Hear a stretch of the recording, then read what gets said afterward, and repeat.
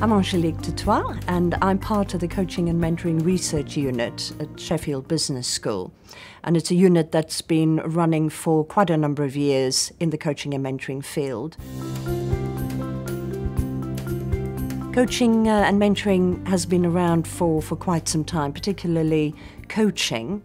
And because of its roots, starting with sports coaching, psychology has had a huge influence in the field of coaching. So the training and development can actually be quite broad.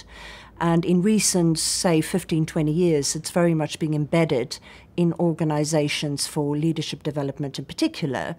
And for the last sort of 15 years, it's evolved from leadership executive coaching to frontline staff, etc., all the way through the organisation. So the training and development is fairly broad because of the roots and the influences. And I think it's an industry, and I call it an industry in a way. The development and the training of coaches have mushroomed tremendously over the last few years. So you may have groups of people or organizations that come from a psychological background. You may have consultants that have rebranded themselves as coaches. So it's become very much mainstream. So it's a bit of a minefield for somebody to determine what sort of training and development they actually want.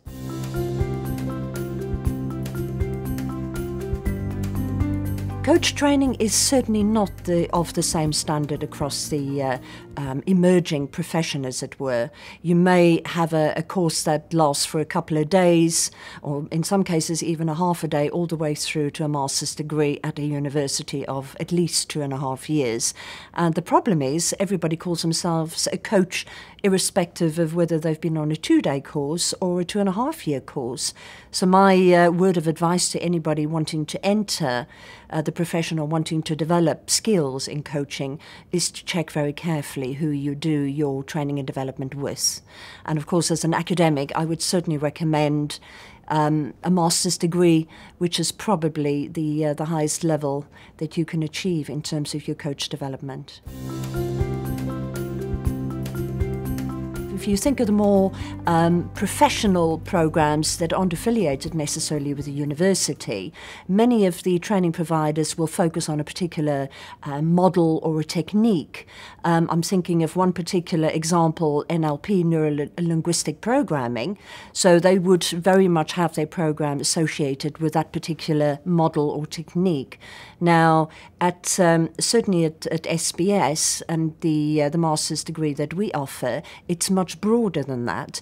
So we're not trying to develop people in just one particular discipline, but it's to actually give them a good grounding in the theory that underpins these different models. And of course that means you don't become a victim to one particular model. You're not sort of hemmed in by just one particular approach. You're able to think much more broader than that. Well, I think the credibility comes with having university status. You know, in terms of having a program validated, we have to go through quite a lengthy process to have it approved.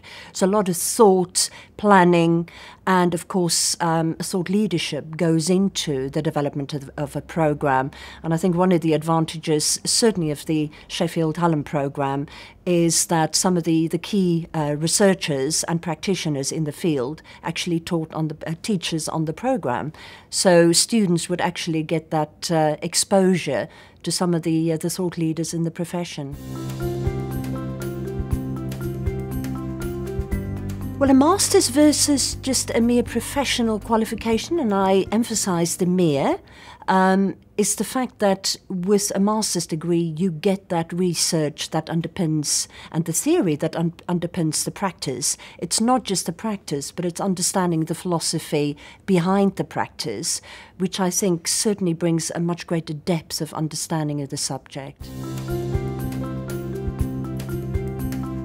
Well, I think Sheffield Hallam offers the fact that they have probably got some of the best thinkers in the field of coaching and mentoring, the teachers on the program, and everybody's research active.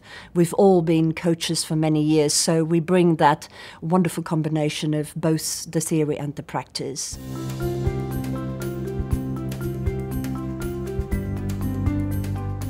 It is definitely a program that is supported by thought leadership, but also the practice. So I think it's the application which gives the student much more flexibility in terms of approaching coaching either for the clients, whether that's a one-to-one relationship or whether it's within an organization. It gives them that depth of knowledge and understanding of what coaching is about, rather than just merely practice a particular model or a technique. It benefits the programs in that I think from a commercial point of view, a client, if they are looking perhaps for an external provider, either as coaches or actually to help them develop internal capacity in the organization, if you have people that have come through a master's degree, again, you know there is that rigor and depth of knowledge and understanding of the subject.